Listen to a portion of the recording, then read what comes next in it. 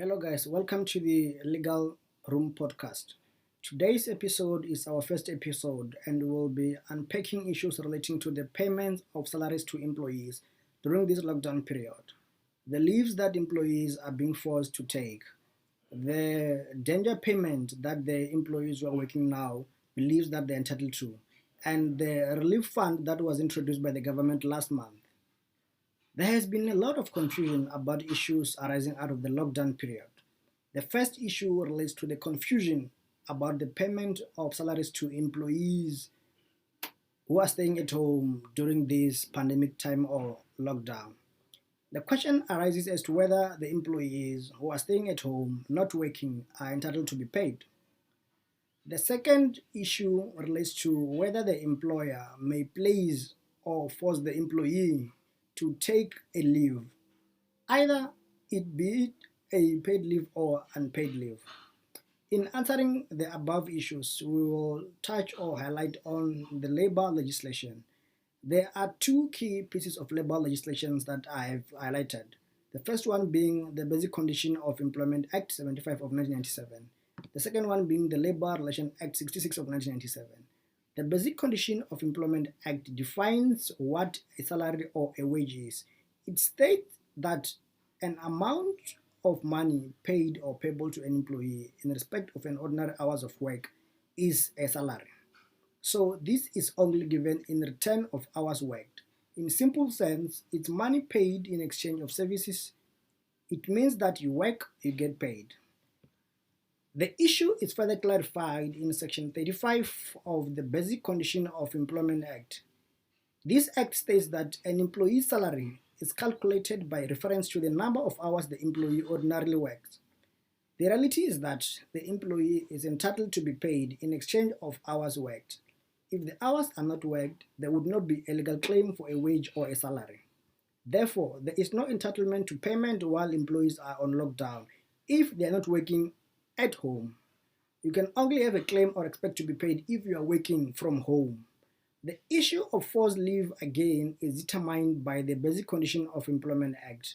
The Act states that in Section 20, subsection 10, it states that annual leave can be agreed upon the parties, so the employer and the employee can sit down and discuss on when and how an annual leave can be taken. If there is no any agreement in relation to the annual leave, then the employer may decide when this leave may be taken. It is therefore clear that if there is not a proper agreement or written agreement about the leave to be taken, then the employer will make a decision as to when paid leave must be taken.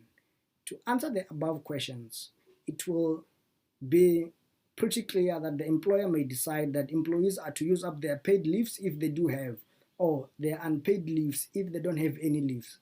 So if you use an unpaid leave, you won't be paid. And if you use a paid leave, you will be paid.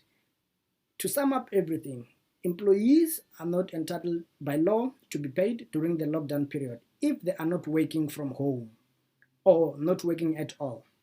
And the employer may unilaterally place the employee on paid leave if there is paid leave available to that employee. There is also an issue being outspoken by employees who are going to work during this pandemic because they are expected to work since they belong to an essential service provider. Many employees have asked whether they are entitled to sort of a danger pay or overtime payment. Strictly speaking, there is no right to a danger pay for people who are working during this pandemic. And if you're not working an overtime, you won't be entitled to overtime pay. The last issue relating to the fund that was introduced by the government last month is called or known as the COVID-19 TERS benefit. Employers and employees who contribute to the UIF can claim from this relief fund. Employees can see if they are contributors or have been contributing to the UIF by a mere look on their payslip under the deductions.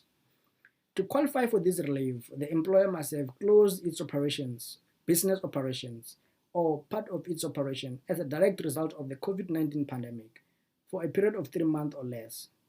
The employee must have been in the employer's employ on 27 March 2020 and must have suffered or will suffer a loss of income as a result of the closure. The benefit may only cover the cost of salaries during the closure it may not be used for the other purposes. The benefit is determined with reference to a bracket scale. Employees may get a percentage of their salary between 38% to 60%. So the maximum amount the UIF can pay or this fund can pay is 17,712 per month per employee. Those employees earning or who were earning more than that can get up to the maximum pay per the fund. Those ones who are earning less than 3.5, which is the minimum salary that the fund can pay, will get the 3.5. So employers may supplement these benefits, but employees may not get their full salary plus the benefit. You can only get to a maximum of your salary. This marks the end of our first episode. Thank you for watching, and you may subscribe to receive a notification of our next episode. Wash your hands, practice social distancing, and wear your masks everywhere. Thank you.